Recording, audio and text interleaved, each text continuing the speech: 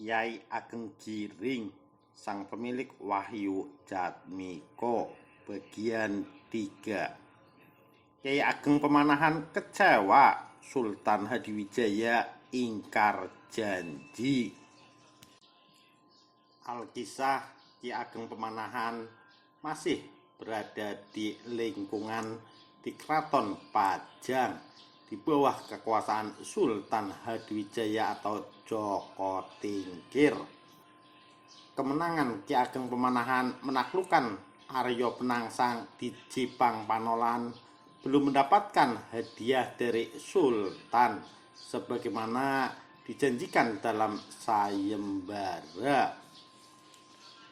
Sultan Hadiwijaya sebelumnya memang pernah berjanji akan memberikan hadiah bahwa barang siapa yang bisa mengalahkan Arya Penangsang akan mendapat hadiah tanah pertikan yang luas.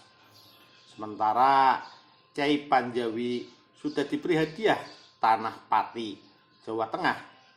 Sedangkan Kyai Ageng Pemanahan yang sebenarnya paling berjasa malah belum mendapatkan haknya. Kyai Ageng Pemanahan sedikit kecewa dan pergi dari istana. Beliau menuju rumah sahabatnya Ki Ageng Giring III di daerah Gunung Kidul. Ki Ageng Giring terkenal sebagai seorang petani, pertapa sekaligus penyadah nira kelapa, dan tentunya sahabat Ki Ageng Pemanahan, seperguruan dalam tirakat Kanuragan. Bersamaan dengan itu, Sunan Kalijogo pun menyampaikan bahwa kelak Wahyu Gagak Emprit akan turun di tengah pegunungan selatan dalam sebuah air kelapa. Namun kapan wahyu itu akan turun, Kanjeng Sunan tidak pernah menjelaskan, dan pantangan pula bagi murid untuk bertanya kepada guru. Oleh sang guru, Kyai Ageng Pemanahan kemudian diperintahkan melakukan tirakat di daerah yang terdapat pohon mati yang berbunga. Pohon mati yang berbunga itu ditemukan oleh Kyai Pemanahan yang sekarang disebut Kembang Lampir, wilayah pegunungan Gunung Kidul.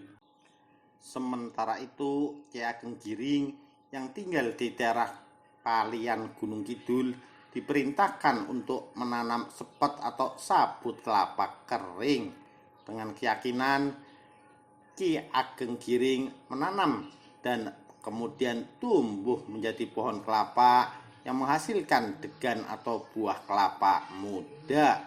Sabut kelapa kering secara nalar tidak mungkin tumbuh, namun atas kehendak Tuhan Yang Maha Kuasa tumbuh menjadi sebatang pohon kelapa.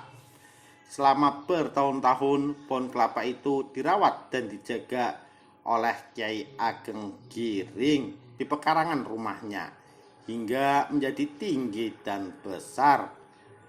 Namun Kyai Ageng merasa heran, pohon kelapa itu tidak juga berbuah sebagaimana yang pernah diisyaratkan oleh gurunya Sunan Kalijogo.